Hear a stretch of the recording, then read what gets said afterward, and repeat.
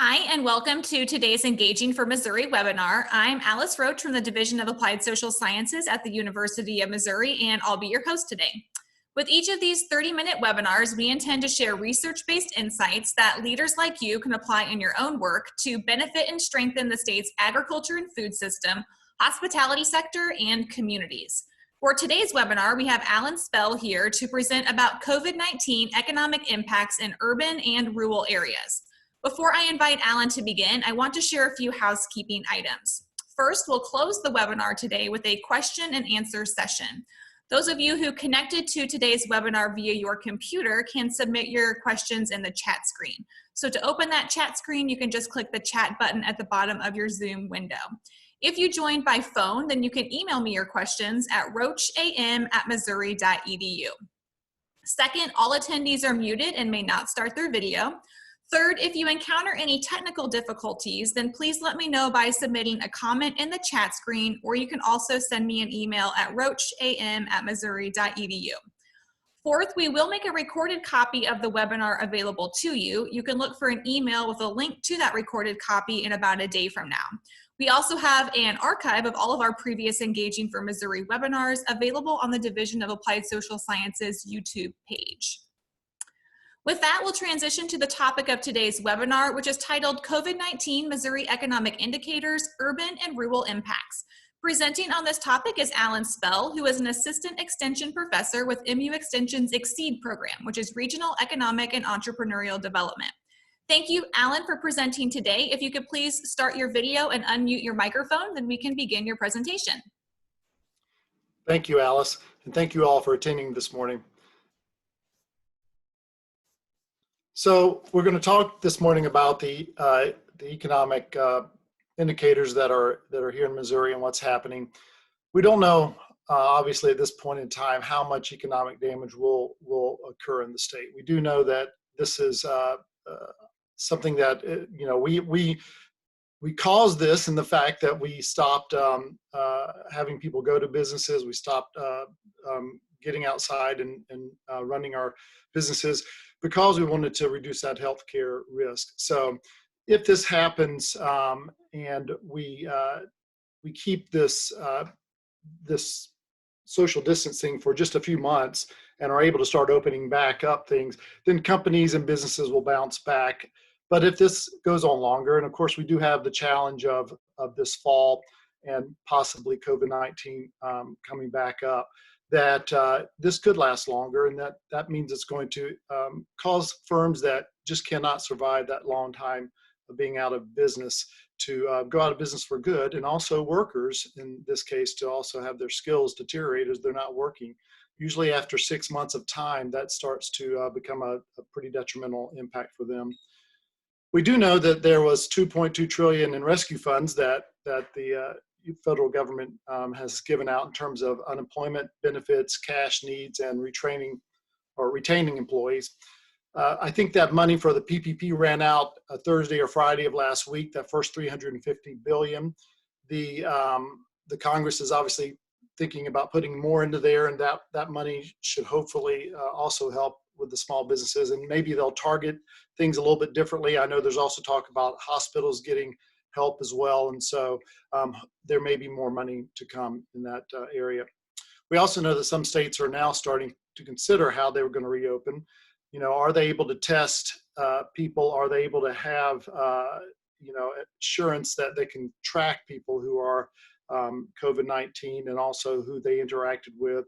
So there's the health side of it first. I think that is obviously important to make sure that they're understanding that and then able to reopen the businesses and the communities more. So this is brought about, the economic indicators was brought about really from the idea that we wanted to start tracking some information around what's happening to Missouri's economy. This is the third in a series of economic briefs that we've put together, and the second webinar around this. And these briefs explore different economic indicators for the state. We started really with US indicators because we really just didn't have anything at the state level at the time. So we started looking at hotels and restaurants. a lot of times this data is from private sector firms, and so we don't always have all the underlying information behind it and how some of that data is made, but it does help us at least start to understand some of these impacts. And then we, of course, try to highlight some resources that may be available to help those businesses. So you'll see a 2-page brief. This is a third one, and you'll see a couple of pages, and then at the end, some resources that we hope are helpful. So what's the economy looking like in Missouri right now? Well, just for March, we have, last week we had the monthly employment numbers, the payroll non-farm employment numbers come out, and in March it was down just about 21,000. That's very substantial, but unfortunately it's not the biggest number we're going to see. Next month, when we get April's numbers, we'll see a bigger decline. The reason being that in March, when that survey was done, was during the first couple of weeks of that month. And so really a lot of the layoffs happened and a lot of the impact happened during the latter part of March. And so the next month's report, which will come out in mid-April, we'll see some, unfortunately, some tougher numbers there as things decline. Accommodations and food services, out of that 21,000, about 11,000, so just over half was in accommodations and food services. Of course, that's your restaurants, and that's the bulk of that impact. Construction also was impacted, almost 3,000. And this is a time of year when construction is usually picking up, home building and other activities. So this is really a pretty solid impact for construction. The other large industries were manufacturing, healthcare, and professional services. And we'll dive a little bit more into manufacturing and healthcare in a bit, but basically it's getting more broad-based now. We had the initial impacts that we would see in the tourism-related type of industries, but now we're seeing it more broaden out to other industries as well.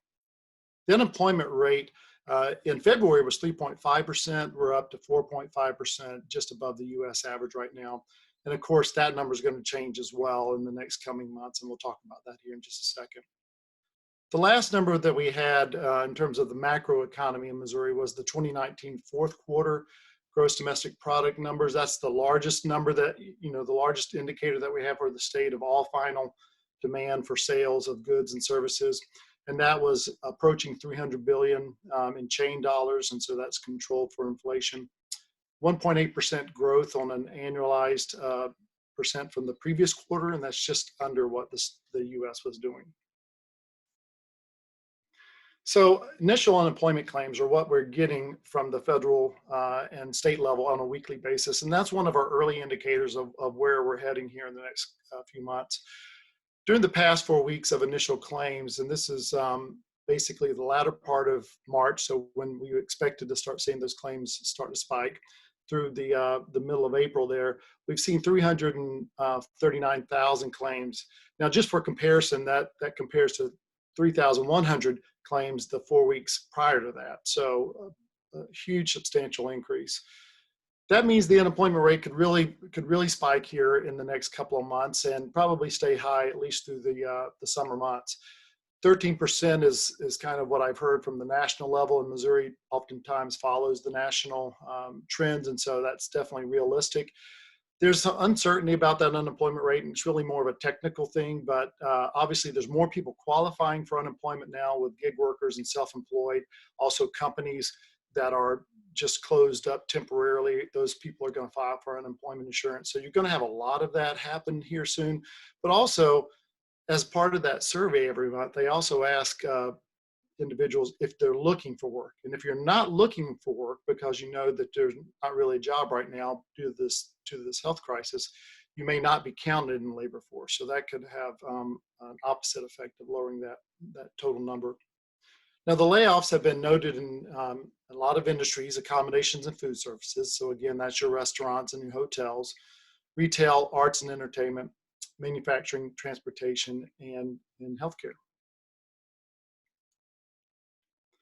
The tourism-related industries and some select retail businesses were analyzed just to kind of understand what those numbers look like from the perspective of the whole state, Missouri, and then core metro counties and rural counties. Now, for this analysis, the distinction between core metro and rural is the rural are the non-metro counties, but also those metropolitan counties that are not part of the core or central counties. And so that was done just to highlight really some of the distinctions that might occur. So you think of cities, so for example, Springfield, where Greene County and Christian County below it are going to be those core counties, and the other counties in the metropolitan area are non-core. And so when we look at that, we see that there's a fair bit of similarity in terms of the percentage of employment in these two areas. And all they represent about 18% of our private sector workforce, over 430,000. In core metro areas, that is about 18%, a little bit over 18%, and in rural counties, in this definition, it's about 17%. So really, this is spread out pretty broadly in both urban and rural areas. And let me back up here just for a second to show that when I included retail stores, I excluded things like grocery, supermarket, pharmacy, hardware, and stores that are actually doing well right now in terms of sales because of the increase of people going to those places to get food items and other things. Now, we look at where is tourism and these selected retail businesses concentrated at. One of the things that we like to do is to understand how relatively concentrated a different industry is in a county. So we know that absolute numbers, when we look at the top side numbers, we're going to see most employment in St. Louis and Kansas City, Springfield, and Columbia, and so on. But when you take it and divide it by the percentage of all employment in that county, then you can see where it really is a concentration. So with tourism, you would expect to see stuff around Branson, which we do, and stuff around Lake of the Ozarks. So those are some concentrated areas of employment. When we look at manufacturing and healthcare, those are other industries that were impacted by these initial layoffs. They are also impacted by the larger decline in demand, and also the social isolation that we're doing and not going out and visiting businesses and so forth. These are two large industries that are impacted here in the state. When we look at total jobs, we're looking in manufacturing at over 250,000 people employed in that. So 276,000 people, over 6,500 businesses. Healthcare, 400,000+ people, healthcare and social assistance, and nearly 49,000 different businesses. Now, when we look at that in terms of percentage of our private sector employment, manufacturing is about 12%. And when we slice that up by core metro versus rural, in core metro areas, that's about 10%. In the rural areas, that's 17%. And so that's going to include your food processing, your meat processing, your industries that are doing all types of manufacturing there. When we look at healthcare, it's 17% of our private sector workforce, a very large percent. And it's a little bit stronger or a little bit more concentrated in core metro areas at 18%, rural areas at 16%. Now, again, like with tourism and those select retail, we wanted to also look at where were these industries concentrated. So if we look at manufacturing, we see that there's concentrations, the darker areas being concentrations there on the left. We see concentrations east of St. Louis and the counties around,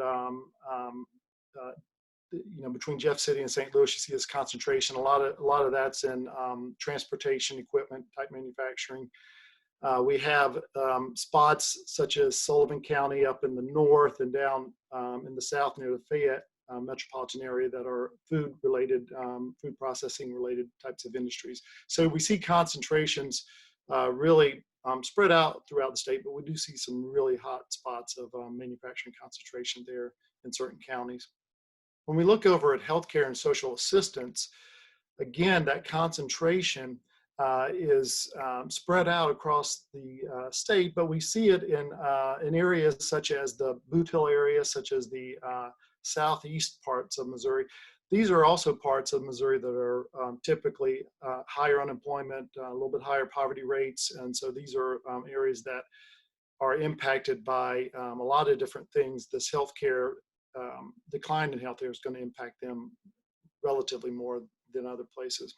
So what we see in healthcare, and some of the mystery behind why is healthcare, getting impacted when we have a lot of need for healthcare providers right now, And a lot of that's due to the fact that we're not doing the regular checkups, the eye doctor visits, the skin doctor, whatever that is that you need to go see. We're not doing those because we're socially isolating and not going to have those appointments. And so that's where a lot of the money comes from healthcare, is in those industries or in those regular visits. And so that's why we're seeing those temporary layoffs. Now, when we looked at trying to take a gauge of what might be happening in terms of sales and revenue, there was a website, womply.com, that is tracking revenue, average revenue from credit card transactions. So this is industry data. We can't actually access all the data to download this, but we can do some interactive charting and mapping. And so I'm showing you some of the details from the week ending April 11th for the selected industries that they have. And so I also included the week prior, because weekly data can jump up and down. It can be pretty sporadic. So I wanted to have at least a couple of weeks of information in there. So these are industries that tracked pretty consistently over the last couple of weeks. Retail and wholesale industry revenue is up over the week compared to the same week in 2019. Food and beverage shops, such as grocery stores and so forth, are up. Sports and rec places, so think of golfing places, think of places that are related to outdoor recreation, are up a little bit. On the other side, we see down at the bottom, transportation services definitely down, health and beauty stores, lodging places, that's hotels, and then restaurants. And so consistently over those last couple of weeks there, we've seen declines there. The site also provides some mapping. Again, we can't get to all the underlying data, but we can at least look at some of the county level stuff and see where that's showing up. So restaurant average revenue down in most counties all across the state. Some counties there's missing data, and so they just don't have that. And over the week of April 11th, there was over 6 out of 10 restaurants open. Of course, they're getting a lot less sales right now. They're doing the carry out and the curbside delivery type of activities, but overall definitely down. When we look at retail average revenue is a little bit more mixed story. In some areas they're down, in some areas they're up a little bit. Now, of course, you can think of things like Walmart, grocery stores doing a lot of sales right now because we're going there for food items and other items like that. So that's influencing those numbers. Overall, I think last month the Commerce Department said that retail sales in all were down 8% or 8.7%. Now, lastly, we'll talk about a little bit about the farm income and where that might be impacting us.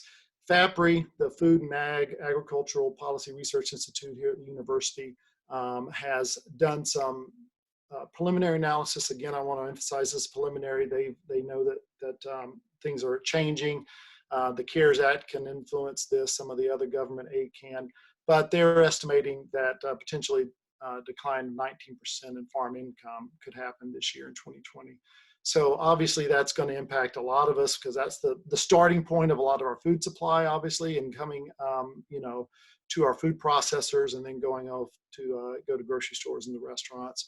And I've also included just the map of farming dependent counties from the USDA, so you can kind of see where they're looking at counties across the U.S. And of course, we see a lot in northern Missouri that at least 25% of the county's average annual earnings is coming from farm income. So we see that impacting, of course, a lot of the Great Plains states as well.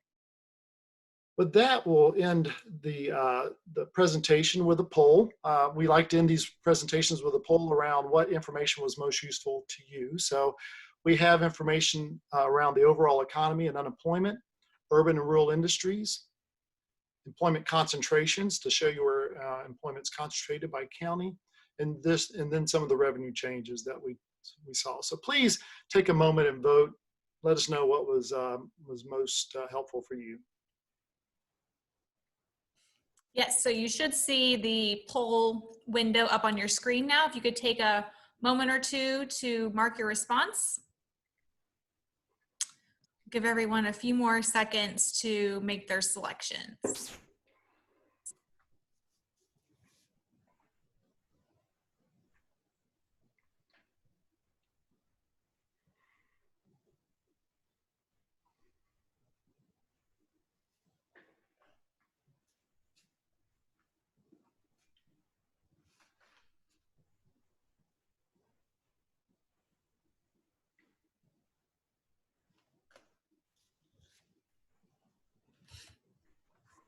Okay, Alan, the responses are on the screen.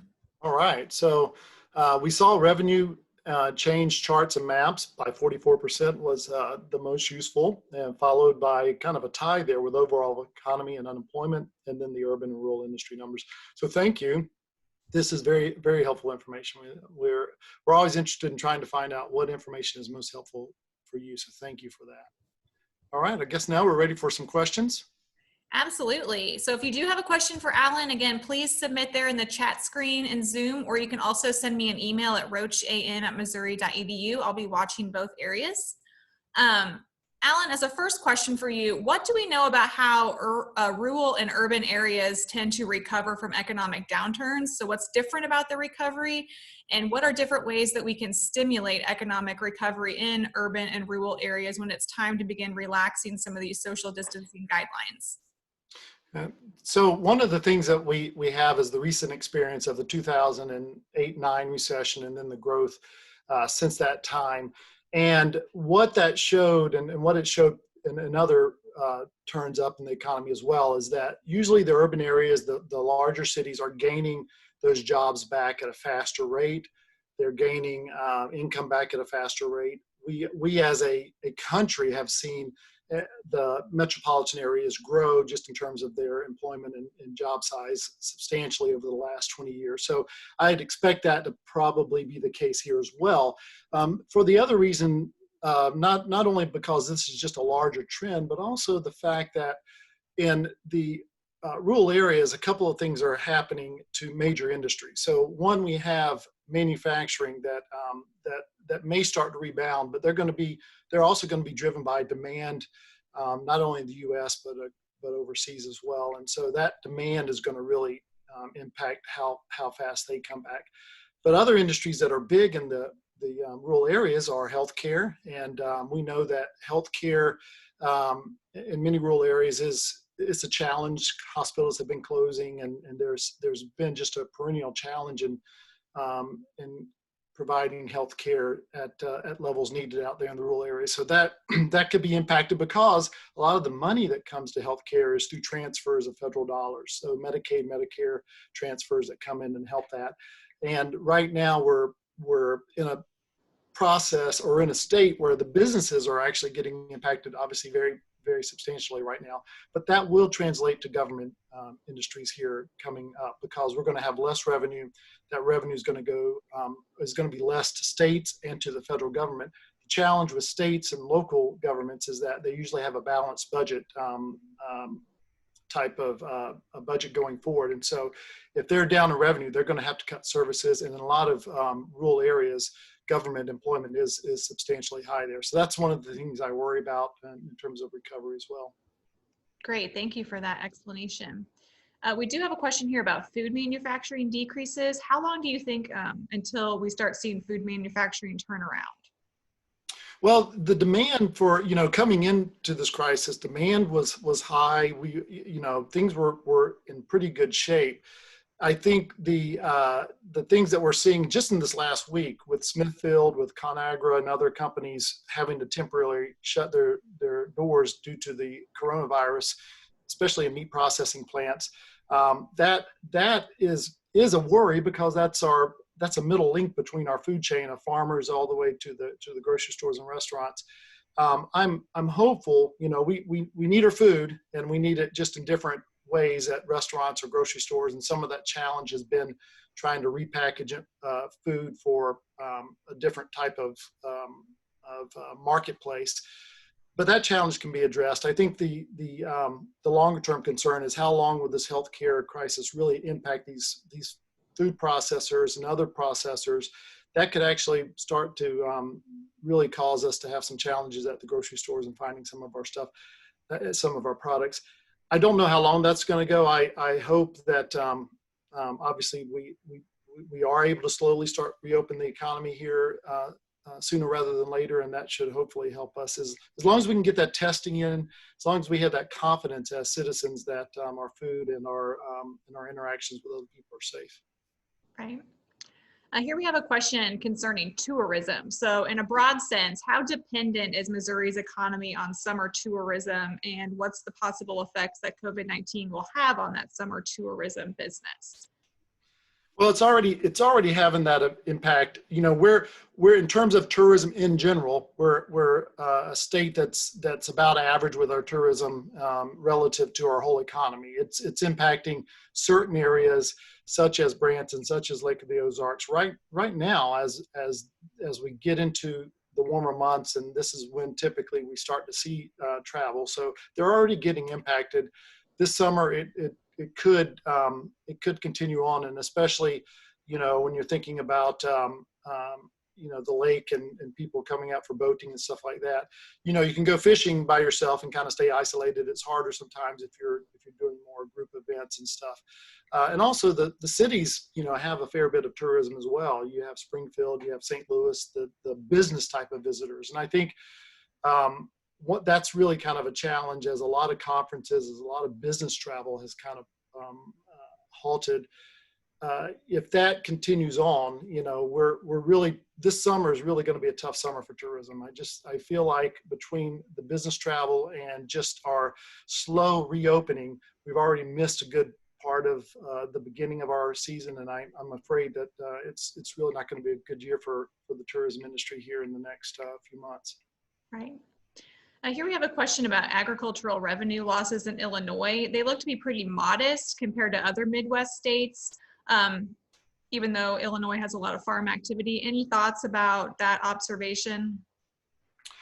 Well, I'm not the expert at the farm economy as many people in the College of Ag and Natural Resources are, but you know, I would just say it's really early. I mean, it's really just early to understand what those impacts are going to be. We have, you know, we have a lot of industry that is in, you know, the field type of soybean, corn type of industry that is maybe less labor intensive than vegetable and fruit type of farming. So having less intensive, labor intensive farming right now helps as we're trying to plant things. But you know, when the harvest comes, that could, you know, I don't know what that COVID-19 will look like at the time, but that's obviously a different season. So we'll have to wait and see. But I feel like it's really early. The FAPRI folks did a really good job of doing a webinar last week around some of the preliminary estimates, but you know, they definitely cautioned it's just way too early to know for sure what's going to happen. So. Right. So there was a paycheck protection program that was provided in the CARES Act stimulus bill, and already that $350 billion appropriated to that program has been exhausted. Do you have any sense of how rural and urban businesses varied in their access to that PPP funding? I don't. I do know that I heard early on that obviously some of the larger companies, because of the way the program was structured, even if you were an employer that had well over 500 employees, you could still qualify depending on where those employees were at. So I'm sure, you know, with a lot of programs, when you have that kind of money coming through, those larger companies are going to be able to benefit probably by getting applications in there really quick and having a lot of those companies apply. I know that the money obviously has run out, and there's talk about the next round having it more tailored to the smaller type of firms, and I'm not sure what that'll look like. I did read a little bit about the chances that the second round comes there might be a silver lining to this second round, in that some of the companies that just had to close at the very peak of what's happening right now would not necessarily benefit that much from the PPP at the moment, but they may benefit in June and July. And so whenever you get that money, that's when the clock starts for those 2 months. So it may be beneficial for a company to get that money coming up in May and June, so then they can use it going into the summer months when things are starting to get back up and they can hire their staff back, but they just really don't have the sales at the moment. Great. Well, thank you, Alan, for sharing today's webinar presentation, and thank you to our audience too. When you exit Zoom, you'll see a post-webinar survey load in your browser. If you could please consider responding, we'll use the results from the survey to brainstorm future webinar topics and also improve the webinar experience. Again, you should receive a recorded copy of today's webinar via your email within about a day from now. On Wednesday, the Engaging for Missouri webinar series will be back. At that time, we'll have Wesley Tucker, who is an agricultural business field specialist with MU Extension, here to discuss succession planning. So thank you again for joining us and enjoy your day. Thank you. Thanks, Alan.